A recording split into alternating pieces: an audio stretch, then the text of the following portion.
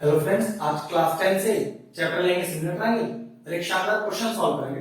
Question आपकी screen पर आ रहा होगा, मैं अपनी बुक से पढ़ता हूं।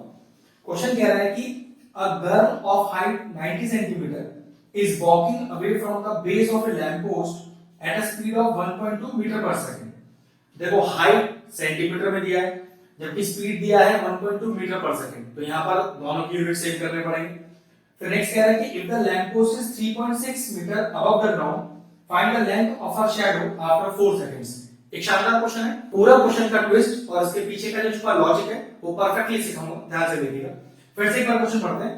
अ गर्ल ऑफ हाइट 90 सेंटीमीटर, एक 90 सेंटीमीटर ऊंची लड़की is walking away from the base of a lamp post at a speed of 1.2 metre per second. देखो ऐसे क्वेश्चन का फिगर समझ लो। एक लड़की का हाइट दिया है 90 सेंटीमीटर, वो किसी लैंप पोस्ट से दूर जा रही है, ठीक है, वो किसी लैंप पोस्ट से दूर जा रही है। और लास्ट में तो क्या कह रहा है, find the length of a shadow, तो उसकी परछाई की लेंथ बतानी है आपको। तो इस तरह का फिगर समझो, अगर ए बी उस लड़की की हाइट है,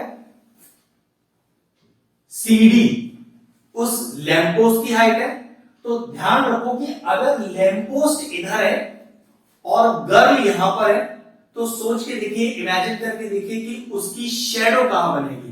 पहली बात तो शैडो जमीन पर बनेगी, और आपको सोचो कि अगर लैंप इधर है और लड़की यहां खड़ी है तो शैडो बनेगी ऑब्वियसली ये वाली।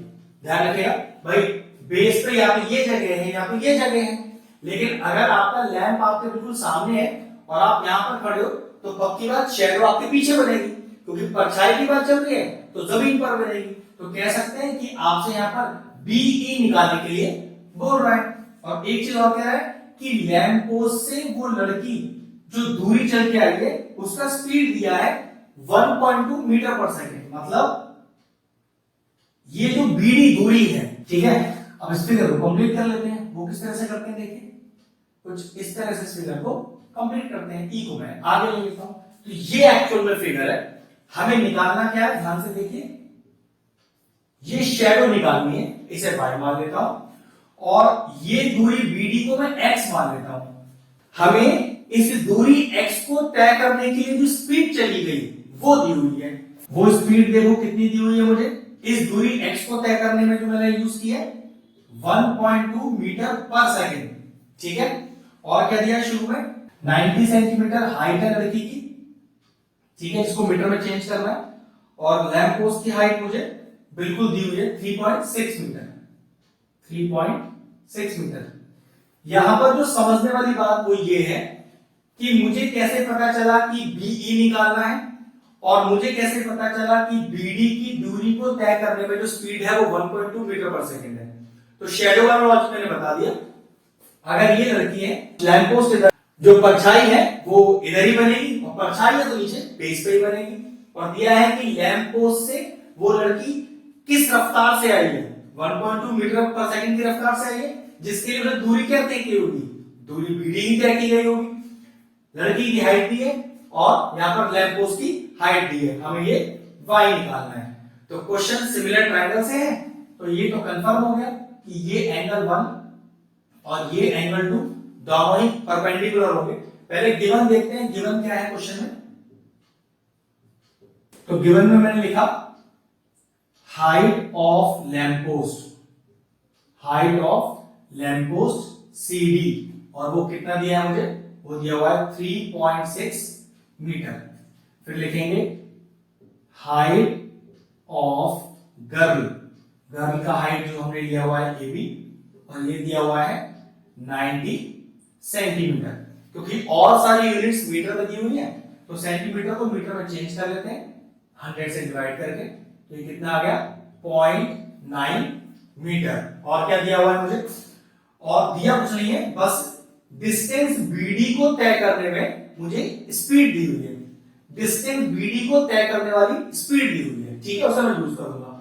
तो पहले जरा ध्यान से देखो, डिस्टेंस वो है मेरा BD जिसको मैंने x ले रखा है, ठीक है, और उसके लिए मेरी स्पीड कितनी है, जरा ध्यान से देखिए उसकी स्पीड है 1.2 मीटर पर सेकंड। और लास्ट में ये भी कह रखा है देखिए कि find the length of a shadow after 4 seconds, तो 4 सेकंड बाद।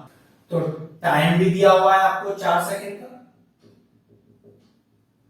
तो चेक करो, speed is equal to distance upon time ही फॉर्मूला होता है। स्पीड कितनी 1.2, डिस्टेंस कितना x या bd, और टाइम 4, जब क्रॉस मल्टीप्लाई करो तो कितना आ गया 1.2 इंटू 4, तो x का वैल्यू आ गया 4.8 मीटर। तो कह सकते हैं ये जो bd दूरी है जिसको मैंने x लिया हुआ था, ये कितना आ गया, ये 4.8 मीटर आ गया। y मुझे निकालना रहेगा। अब क्वेश्चन एकदम इजी है, वो कैसे देखो, बड़ा ट्रायंगल लेते हैं, छोटा ट्रायंगल लेते हैं, सिमिलर करते हैं और इनकी कॉरस्पॉन्डिंग साइड का रेशियो रखते हैं। चलिए, तो इन ट्रायंगल CDE, बड़ा ट्रायंगल CDE और छोटा triangle ABE, and triangle ABE, इसे करते हैं सिमिलर। सिमिलर करने के लिए दो एंगल्स चाहिए मुझे। देखो, तो angle 1 is equal to angle 2, angle 1 is equal to angle 2, each 90। और चेक करो, ये जो एंगल 3 है, क्या ये बड़े ट्रायंगल और छोटे ट्रायंगल दोनों में ही कॉमन एंगल है? बिल्कुल है। तो angle 3 is equal to angle 3 common. और किसी दो ट्रायंगल में अगर दो एंगल्स आपस में बराबर हो जाए तो ट्रायंगल हो जाते हैं सिमिलर। तो लिखेंगे triangle CDE similar to triangle ABE, और रीजन क्या लिखते हैं, AA क्राइटेरिया। ठीक है, अब दो ट्रायंगल आपस में सिमिलर हो गए, अब इनकी कॉरस्पॉन्डिंग साइड रखनी है। देखो, कॉरस्पॉन्डिंग साइड रखने का बड़ा आसान तरीका है, बड़े ट्रायंगल में आपने राइट एंगल को 2 लिया है और छोटे ट्रायंगल में एंगल 1 को राइट एंगल लिया है। तो बड़े ट्रायंगल में राइट एंगल के अपोजिट साइड, चेक करो, बड़े ट्रायंगल में राइट एंगल के अपोजिट साइड CE, छोटे ट्रायंगल में राइट एंगल के अपोजिट साइड AE। ये कॉरस्पॉन्डिंग साइड देने का तरीका है। अब आपने एंगल 3 दोनों ट्रायंगल में ही कॉमन लिया है, तो चेक करो, एंगल 3 के अपोजिट साइड बड़े ट्रायंगल की, क्योंकि पहले बड़े की साइड हम बार बार रख रहे हैं, तो एंगल 3 की अपोजिट साइड छोटे ट्रायंगल में, ये लीजिए। अब बड़े ट्रायंगल की बची हुई साइड, तो देखो हमने ये ले ली, ये ले ली, ओके, DE रह गई। इसी तरह से छोटे ट्रायंगल की बची हुई साइड कौन सी रह गई, BE रह गई। और ये जो हमने लिखा, इसके लिए स्टेटमेंट क्या डालेंगे यहां पर रीजन में, if two triangles are similar then the ratio of their corresponding sides are equal। ठीक है, ये रीजन डालने के बाद अब इसकी वैल्यू रख देते हैं। मेरे ख्याल से CE और AE की ना तो मुझे जरूरत है और ना ही मुझे गिवन है, तो हटा दीजिए, इसकी जरूरत नहीं। इन सब की वैल्यू मेरे पास है, तो देखिए CD मेरे पास है 3.6, फिर AB है मेरे पास, सॉल्व किया था मैंने 0.9, फिर DE चेक करिए, DE कितना है, DE है 4.8 प्लस y, और BE ये मेरे पास है y। अब चेक करिए, डेसिमल हटाते हैं, डेसिमल के बाद एक डिजिट, डेसिमल के बाद एक डिजिट, तो ये समझ लीजिए डेसिमल तो चला गया, 9 4 जा 36, क्रॉस मल्टीप्लाई कर दीजिए, 4y is equal to 4.8 plus y को एक तरफ लाइए, तो 4y minus y is equal to 4.8।